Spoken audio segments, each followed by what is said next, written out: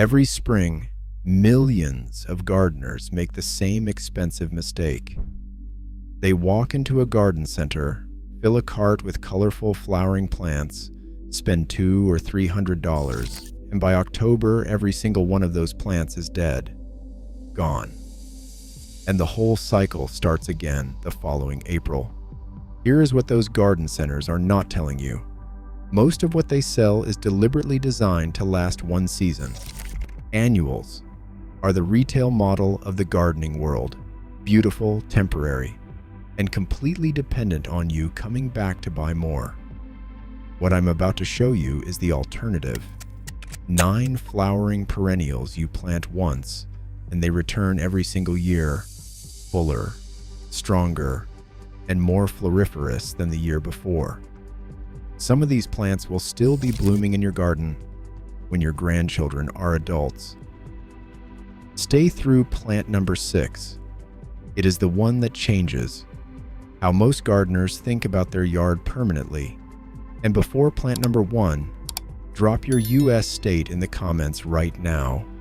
Your USDA hardiness zone determines which of these will perform best for you, and I will be calling out specific zones for every plant on this list. Plant 1, Black-Eyed Susan. 4 months of bloom. That's what Black-Eyed Susan delivers. Late June straight through October in soil that most other plants would refuse entirely. Clay soil, sandy soil, compacted soil, poor soil with no amendments. None of it matters to this plant.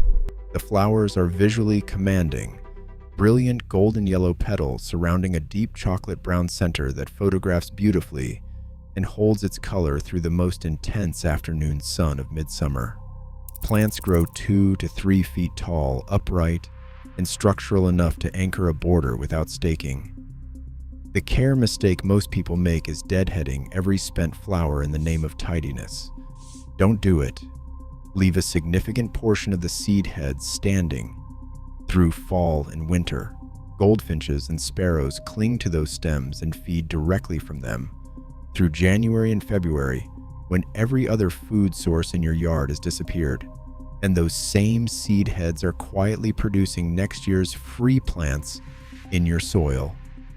Zones 3 to 9. In zones 8 and 9, morning sun with afternoon shade extends the bloom period through the most intense summer heat. Plant 2, Perennial Salvia. If you have bought salvia at a garden center and watched it bloom briefly before declining, you bought an annual, a completely different species. The perennial salvia I am describing blooms 3 times in a single growing season, and it returns to do it again every year indefinitely.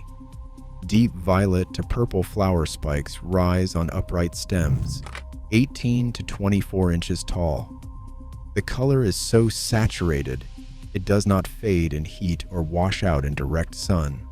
After the first flush fades in late spring, cut it back hard to 4 to 6 inches.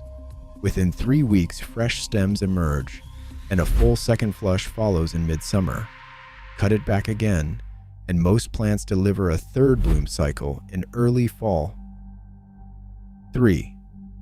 Complete bloom cycles from one plant in one season. No other commonly available perennial comes close to that value for the space it occupies. Zones 4 to 8. Genuinely deer resistant, not occasionally left alone, but reliably avoided because of the aromatic foliage deer find deeply unappealing. This is critical if you are gardening in zones 5 through 7 across the Mid-Atlantic, Midwest, or Northeast. Plant 3, Coneflower.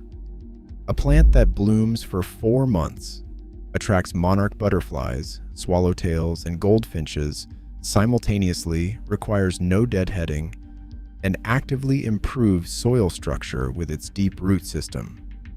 The flower form is unmistakable, swept-back petals surrounding a raised dome that deepens from green to bronze as the season progresses. Available today in orange, red, pink, white, yellow, and magenta, but every variety carries that same architectural silhouette that reads clearly from across the yard. Leave the seed heads standing through fall and winter without exception. American goldfinches are drawn back to gardens specifically by coneflower seed cones and feed from them through the coldest months. Cut the plants back in late February, not in autumn. The standing stems protect the crown from freeze-thaw cycles that cause more winter damage than cold temperatures alone. Zones 3 to 9 tolerates clay, sandy, and poor unamended soil without complaint. Plant 4. Daylily. Every individual daylily flower lasts exactly 1 day. Each stem carries multiple buds that open sequentially over several weeks. The display is continuous rather than simultaneous, which means a single established clump delivers weeks of color rather than one brief spectacular burst followed by nothing. Available in every color except true blue and pure white. They grow 1 to 4 feet tall and tolerate full sun to partial shade, making them one of the most placement, flexible perennials available to American gardeners. The compounding math. A single clump doubles in size every 2 to 3 years. Within 5 years, one original plant contains enough material to divide into 8 to 12 independent plants, each one free, each one capable of the same performance as the original. Do not remove the foliage immediately after bloom ends. Those leaves are actively photosynthesizing after the flowers are gone, sending energy back into the root system to fuel next year's display. Cut back after the first hard frost, not before. Zones 3 to 10. That is the widest hardiness range of any plant on this list. Walk past a summer garden at dusk and suddenly stop because a fragrance hits you that you can't immediately identify. Rich, sweet, unmistakably floral, carrying across the entire yard on a warm evening. That's almost certainly garden phlox. Large, rounded flower clusters in deep pink, white, lavender, red, and striking bicolors grow atop stems reaching 3 to 4 feet tall. A genuine back-of-border plant that creates vertical presence and holds it from July through September, right through the heart of American summer, when many perennials have already retreated. Garden phlox is one of the most powerful hummingbird attractants available in zones 4 to 8. It is more reliable than any feeder because the flowers are always fresh and always available through peak hummingbird activity and fall migration. The technique that makes the biggest difference is this. In spring, thin emerging stems down to 5 or 6 strong ones per clump, and cut everything else to the ground. More stems feel like more flowers, but they produce overcrowding, poor air circulation, and powdery mildew. 5. Strong stems. With good airflow, deliver larger clusters, healthier plants, and a significantly longer bloom period. Zones 4 to 8. Plant 6. Russian sage. Here is the plant that changes how most gardeners think about their yard, and it does it by thriving on neglect in a way that seems almost impossible until you understand why. Russian sage produces silvery white aromatic stems covered in tiny lavender blue flowers from midsummer through the first hard frost. The effect is a luminous, airy cloud of blue-silver color that moves in the slightest breeze and catches late afternoon light with an almost iridescent quality. 4 to 5 feet tall. Dramatic. Sophisticated. The kind of backdrop professional garden designers spend years trying to achieve. The critical fact most people miss is that Russian sage performs better in poor soil than in rich soil. If you plant it in your most fertile, heavily composted bed, it will produce lush, weak, floppy growth that needs staking. If you plant it in your leanest, driest, most neglected ground, it will grow perfectly upright, bloom prolifically, and require nothing from you. The magnificent specimens you see in professional landscapes are almost always growing in soil that has never been enriched or amended. Poor soil is not a compromise for this plant. It is the correct growing condition. Zones 4 to 9, exceptional heat and drought tolerance, makes it one of the most valuable options for gardeners in zones 8 and 9, where summer conditions eliminate most other flowering perennials from consideration. Plant 7, Bleeding Heart. Every yard has that one impossible spot. Deep shade under a large tree, the north-facing side of the house. The dark corner between two structures where nothing survives and everything tried has either struggled or died. Bleeding Heart was built for exactly that spot. Arching stems hang with perfectly formed heart-shaped flowers in deep rose pink, each with a small white inner petal suspended below like a teardrop. Blooming in April and May, earlier than almost any other perennial, it delivers color precisely when you are most desperate for it after winter. Essential knowledge: Bleeding Heart goes summer dormant in zones 6 through 9. The foliage yellows and disappears entirely by July. The plant has not died. The root system is completely alive underground, planted alongside hostas or ferns, whose foliage expands through early summer to cover the space it vacates. Never move it once established. Never divide it unless genuinely overcrowded after many years. This plant establishes a specific root relationship with its soil and performs best when left exactly where you put it. Zones 3 to 9. Plant 8, Catmint. Soft lavender blue flower spikes rise above mounding gray-green, aromatic foliage. It grows to 12 to 24 inches tall and remains attractive even when not blooming. Catmint is drought tolerant and a reblooming, bee-attracting plant, making it one of the most concentrated bee magnets available to American gardeners, which increases pollination and productivity in every flowering plant growing nearby. Cut it back hard after each flush fades, down to 4 inches from the ground. It looks severe for 10 days, then returns with dense new growth and a full second bloom cycle. Do this twice through the season, and you get 3 complete flushes from May through September.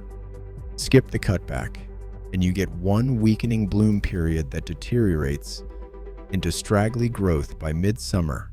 Zones 3 to 8. It tolerates alkaline soils common across the Midwest and West without amendment. Plant 9, Baptisia. The most underplanted perennial in American home gardens. Professional designers know it. Botanical garden curators know it. Most home gardeners have never heard its name, and that changes right now. Deep indigo blue flower spikes appear in May and June. True saturated blue, genuinely rare in the perennial world, is followed by dense blue-green foliage that suppresses weeds through the entire growing season, and dramatic charcoal black seed pods that rattle in the breeze and provide architectural interest through fall and winter. 3 to 4 feet tall and equally wide at maturity, it is a structural presence that anchors a garden bed with permanence no annual can create. Baptisia fixes nitrogen, forming a symbiotic relationship with soil bacteria that pulls nitrogen from the air and deposits it into the surrounding soil, actively improving growing conditions for every neighboring plant over time. The only rule that truly matters is do not dig it up in year 2. Baptisia takes 3 full years to reach its flowering potential. Year 1 is root establishment. Year 2 is modest growth. Year 3, if you have left it completely undisturbed, delivers a bloom display that makes every day of waiting worthwhile. Plants 30 and 40 years old are documented across the country, still flowering reliably and never replaced. Leave it alone. Give it 3 years. It gives you the rest of its very long life in return. Zones 3 to 9. The one step that determines everything.